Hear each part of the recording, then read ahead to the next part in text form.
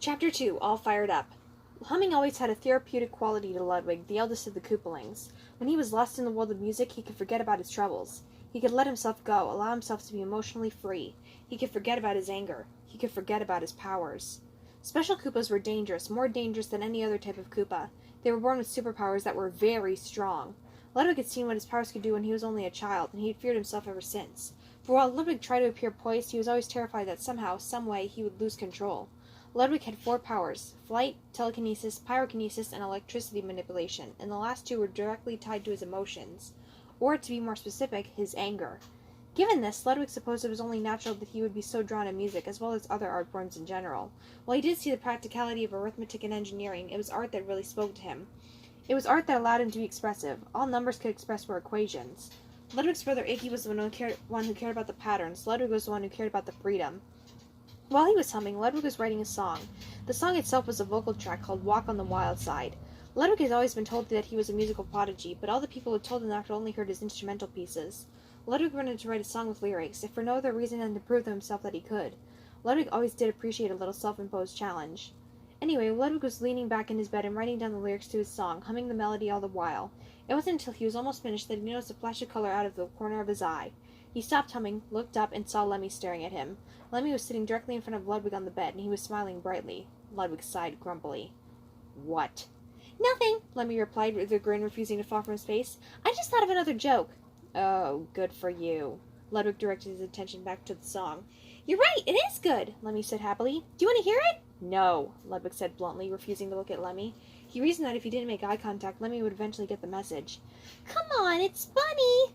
Ludwig stopped writing and slowly looked up at Lemmy. Despite the fact that he was intentionally trying to look annoyed, Lemmy just beamed. "Great," Lemmy said. "Okay, why are the actors in a space-themed movie so great?" Ludwig's facial expression did not change. Lemmy, however, looked like he would bubble over with excitement. "Go on, just guess." Ludwig, realizing that it would be less infuriating to just rip the Band-Aid off, so to speak, sighed. "Because their performances are out of this world?" he asked. Lemmy's smile got even bigger, which to Ludwig didn't even seem possible. "Yeah, that and their intricate costume designs help them be the stars of the show!" Lemmy fell into giggles, which is typical of him after delivering a bad pun. Ludwig rolled his eyes. Why hadn't Lemmy picked up by now that he really didn't like these? Ludwig broke out into sarcastic laughter. "Ha ha ha, you're hilarious." He put his eyes on the paper once again. Surprisingly, Lemmy's laughter came to a halt. "Really? I was trying to be more hilarious." Lemmy giggled again, and Ludwig shook his head. Why did Bowser think it was a good idea to make the two of them share a room? What possessed the Koopa King to believe that Ludwig sharing a bedroom with Lemonade would possibly end well? "Comedy gold," Ludwig said sardonically. With that, he got up from the bed and exited the room. He resumed with humming the melody, and while he did, he found himself drawing back into his own head. It wasn't until he was halfway down the hall that he noticed that Lemmy was walking beside him. Ludwig groaned loudly. "What?" he asked, adding an extra syllable. "Nothing, I just like being around you." Lemmy noticed the paper in Ludwig's hand. "What you got there?" "Nothing," Ludwig said immediately. "That doesn't look like nothing to me," Lemmy said with a giggle. "It's none of your business," Ludwig said. Noticing that electricity was starting to crackle in the air, he turned and headed away from Lemmy. "Oh, come on, what is it?" Lemmy asked. "Is it a love letter?" "No." "Is it a cookie recipe?" "No." "Is it a script for a cartoon? And are you going to send it to a really famous animation company to get made, but end up getting rejected despite the fact that it's really good?" And the rejection is going to follow you for the rest of your life, so that while you're on your deathbed, you will ask, 'Why didn't they pick my show? Why didn't they pick it?'" Ludwig stared at Lemmy in bafflement. Huh? What made this even weirder was that Lemmy was holding on the dramatic face he had said the last sentence with. "No!" Ludwig exclaimed. Lemmy's expression reverted back to normal. "Oh, okay," he said nonchalantly. Ludwig resumed with walking down the hall, relieved that Lemmy had stopped talking. Unfortunately, Lemmy immediately let out a cry and grabbed hold of Ludwig's cloak. "Oh, please, Ludwig, tell me what it is!" Ludwig didn't know if Lemmy was honestly displaying what he felt or if he was exaggerating the over-the-top. With Lemmy, it was kind of hard to tell, as he reveled in performance art. Lemmy wanted to be a clown in a circus one day, and clowns were paid to be over-the-top. The problem was that Lemmy was already over-the-top in real life. "Fine," Ludwig said in defeat. He turned back around. "I'm working on a song." "A song?" Lemmy asked as he stood back up. "Is it another symphony?" "No," Ludwig said. "It's a lyrical composition." "Can I see?" Lemmy exclaimed excitedly. Ludwig handed the paper to Lemmy, who studied it with sparkling eyes. "Ooh, Walk on the Wild Side!" He let out a laugh. I haven't even heard it yet, and I know it's catchy." Despite how much of a pest Lemmy had been, Ludwig couldn't help but smile at his compliment. "Thanks," he said as he took the paper back.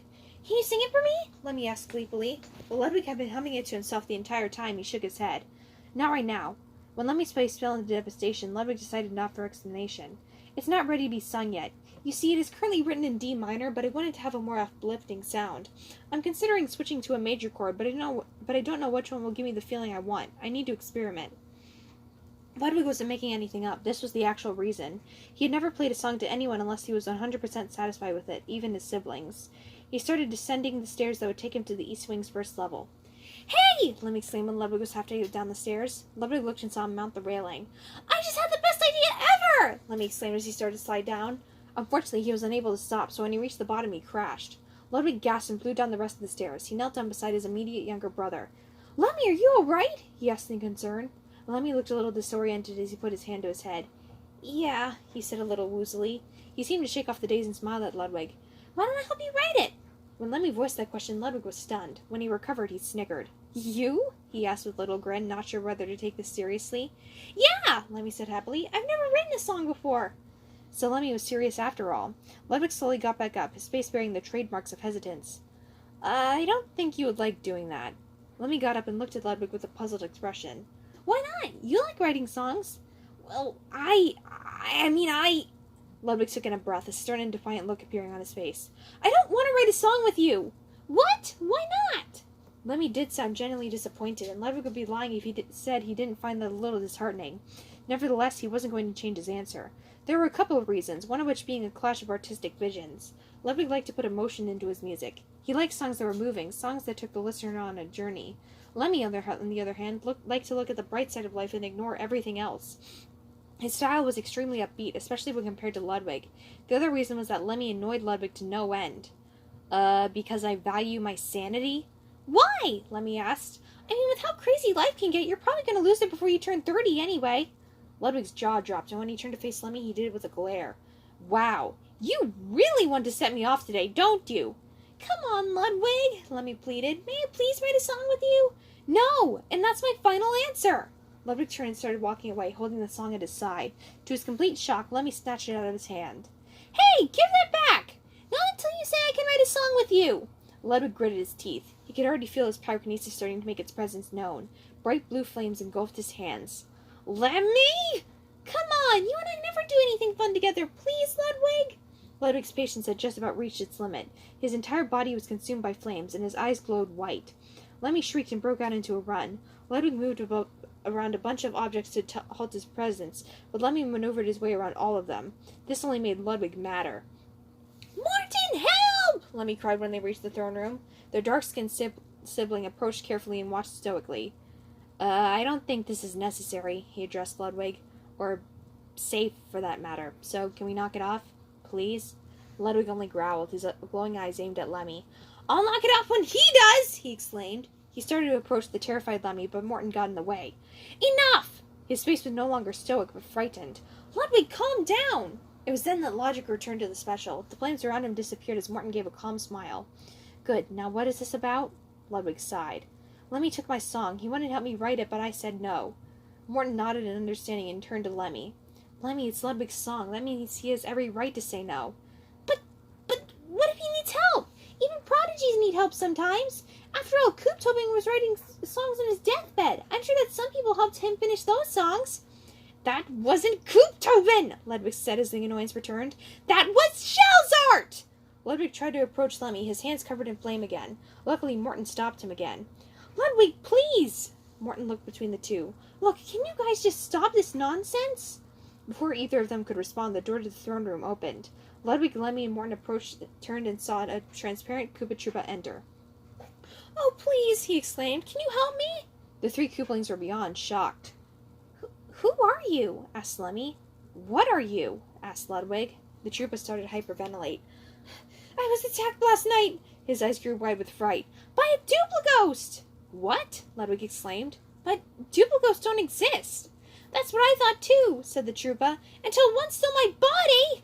Morton approached the Troopa calmly. "Don't worry. We'll help you in any way we can."